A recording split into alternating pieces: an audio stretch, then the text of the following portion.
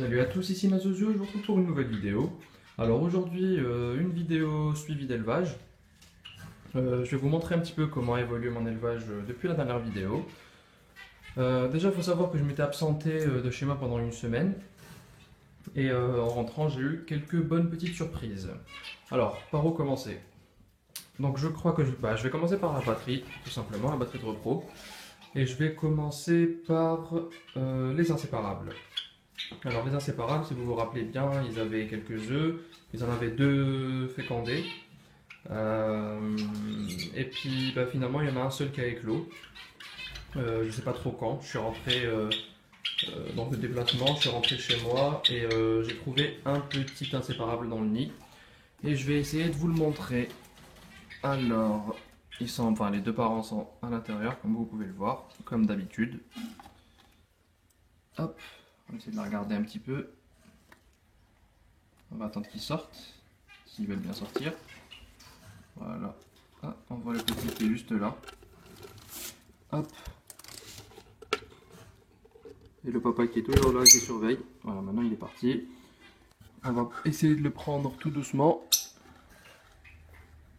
pour vous le montrer. Voilà. Un petit inséparable qui est très bien nourri. Il n'y a vraiment pas de problème là-dessus. Voilà. Après au niveau de la couleur, je ne sais pas du tout ce que ça va donner. Je m'y connais pas du tout en mutation d'inséparables. On verra bien ce que ça donne. Hop, on le repose. On regarde vite fait les parents. Ils sont juste là. Voilà. Ils se précipitent tout de suite vers leur nid. Voilà.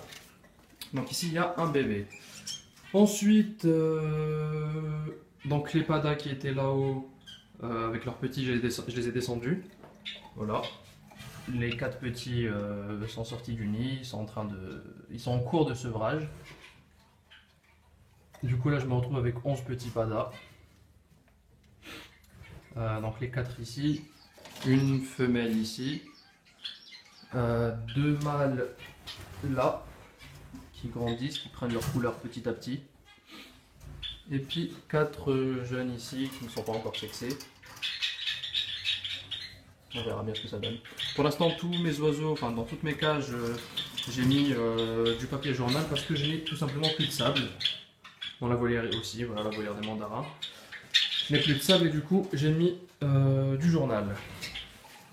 Ensuite, donc ici, si vous vous rappelez bien, j'avais mis les longues queues en repro. Et ici j'avais préparé un couple de moineaux du Japon juste pour, comment dire, juste pour prendre les œufs des longues queues si jamais ils s'en occupaient pas. Et bien finalement, malheureusement ou heureusement, je sais pas trop, malheureusement pour moi en tout cas, les moineaux du Japon ont pondu 7 œufs et les 7 étaient fécondés. Et en même temps, les longues queues ont pondu 5 œufs fécondés. Et donc, je n'ai pas pu me résoudre à jeter les œufs de moineaux. Surtout quand je les ai mirés, j'ai regardé un petit cœur qui battait dans l'œuf. Et voilà, j'ai vraiment pas pu me résoudre à les jeter. Donc, ce que j'ai fait, ça va peut-être pas plaire à certains, mais j'ai dispatché les œufs dans les deux nids. Alors, dans ce nid, j'ai mis 3 œufs de moineaux du Japon et 2 œufs de longue queue. Donc, dans le nid des longues queues. Et dans le nid des moineaux du Japon, j'ai mis 3 œufs de longue queue et 4 œufs de moineaux du Japon.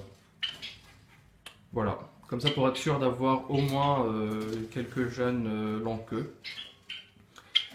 Et donc qu'est-ce que j'allais dire? Et donc voilà, les œufs ont commencé à éclore hier et aujourd'hui. Et donc là, bon, je vais essayer de les voir. On va les faire sortir doucement. Allez, il faudrait sortir. On voit ici, est-ce que c'est le mâle ou la femelle? Alors voilà, le mâle qui est sorti assez rapidement. La femelle qui refuse de sortir. Et si, elle est sortie. Alors on va essayer de voir ça. Voilà, donc si vous voyez bien, il y a 4 petits. Je vais essayer de dégager un petit peu cette fibre de coco pour mieux voir. Voilà, donc là on voit bien qu'il y a 4 petits. Qui sont différents d'ailleurs. Si vous voyez, celui qui est tout en haut est plus foncé que les autres. Alors moi je pense que les plus foncés ce sont les moineaux du Japon, et enfin ce sont les longues queues pardon, et les plus clairs là en bas, les deux petits en bas, ce sont des moineaux du Japon, en principe. Voilà, et il reste un œuf qui devrait peut-être éclore demain ou peut-être pas, on verra. Voilà. Pour l'instant, j'ai pas l'impression qu'il soit nourri dans ce nid-là, ou enfin, je sais pas trop. Après, ils sont nés qu'hier et aujourd'hui, donc je vais attendre encore un petit peu, on verra comment ça se passe. Voilà, donc ça c'est pour les longues queues. Après, du coup, si les longues queues finissent par vraiment bien s'occuper des petits, ben, je n'aurai plus à utiliser les moineaux du Japon. Et donc maintenant, on va passer au nid des moineaux du Japon. Alors eux, ils sont carrément impossibles à déloger. Voilà, ils sont là. Ah, on voit un petit juste en bas qui demande à péquer. En fait, si j'approche, il va se mettre à mordre. Bon, là, il le fait pas. Mais il défend vraiment bien son nid. Voilà, ils sortent pas. Alors, je vais essayer de les déloger et je vous retrouve tout de suite. Alors voilà, j'ai réussi à les sortir du nid et je vais vous montrer l'intérieur du nid.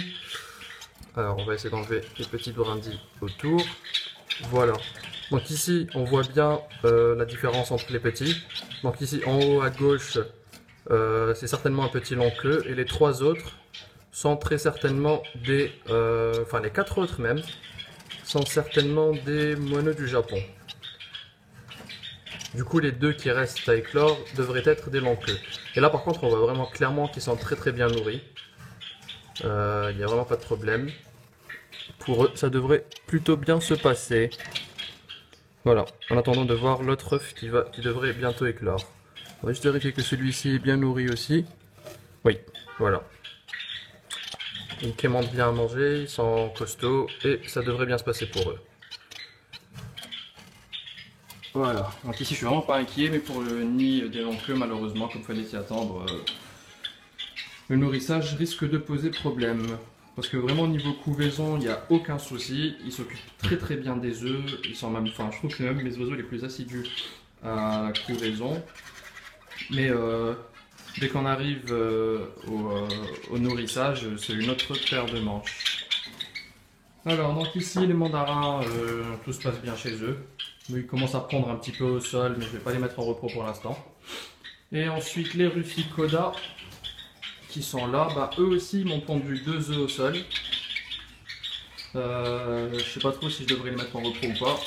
Ils ont l'air vraiment en forme. La femelle surtout elle a l'air vraiment en forme. Parce que je vous l'avais dit, elle avait eu un problème de santé il y a quelques mois. Je voulais pas la mettre en repos, bah, elle a l'air vraiment en forme. Mis à part un problème de queue, je comprends vraiment pas pourquoi sa queue ne veut pas repousser. Je vais essayer de vous les montrer de l'intérieur.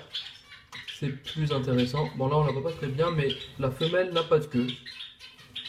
Enfin elle a une toute petite queue. Je vais peut-être essayer de lui arracher les plumes qui restent, histoire que ça repousse mieux après.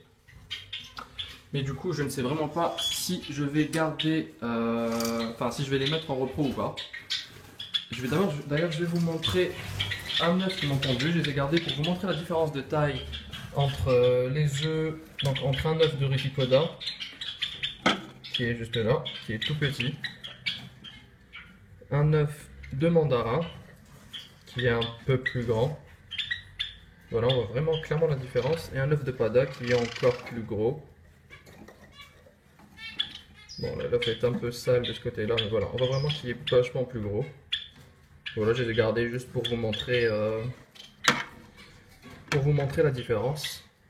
J'en ferai une omelette plus tard. Après bon, les œufs d'inséparables bien sûr qui sont beaucoup plus gros, j'aurais dû vous en sortir un parce qu'il y en a qui sont pas fécondés, histoire de vous montrer encore la différence de taille. Voilà, je pense avoir fait le tour, hein. Donc ici 3 longs queues, 4 moineaux, enfin il reste encore 2 œufs à éclore. Ici 2 longs queues, 3 moineaux, encore un seul œuf qui devrait éclore, et ici un petit inséparable. Sinon ailleurs pas de repro, les padas ici qui sont en cours de sevrage et qui grandissent bien, les padas dans la nouvelle batterie qui continuent leur mue juvénile tranquillement, et les mandarins ici qui font leur vie, qui se chamaillent toujours autant et qui me pondent des œufs de temps en temps au sol. Voilà, Donc j'espère que cette petite vidéo suivi d'élevage vous aura plu. Si c'est le cas, comme d'habitude, n'hésitez pas à partager, à liker et à vous abonner à ma chaîne. Et bien sûr à me laisser des commentaires. J'essaie toujours de répondre, mais c'est de plus en plus difficile parce que vous êtes de plus en plus nombreux. Et bon, je m'en plains pas bien sûr, mais ça devient de plus en plus difficile de répondre aux commentaires et aussi aux questions sur Facebook. J'essaie de le faire quand même le plus régulièrement possible. J'essaye de répondre à tous vos commentaires, mais c'est pas toujours évident. Ah oui, j'ai failli oublier. J'aimerais faire une petite dédicace ou une petite publicité à une autre chaîne YouTube donc, qui traite des oiseaux. C'est Canariflo. Voilà, j'avais qu'il m'avait fait une petite dédicace il y a quelques temps. Et donc je lui rends la monnaie. Je lui rends l'appareil. Et donc, allez faire un tour sur sa chaîne, je vous mettrai le lien en description. Lui, il fait que du canari. Et voilà, c'est intéressant de voir un autre youtubeur et un autre élevage. Voilà. Et j'essaierai de faire d'autres dédicaces à d'autres chaînes YouTube, comme ça, de temps en temps, en fin de vidéo. Voilà. Au revoir.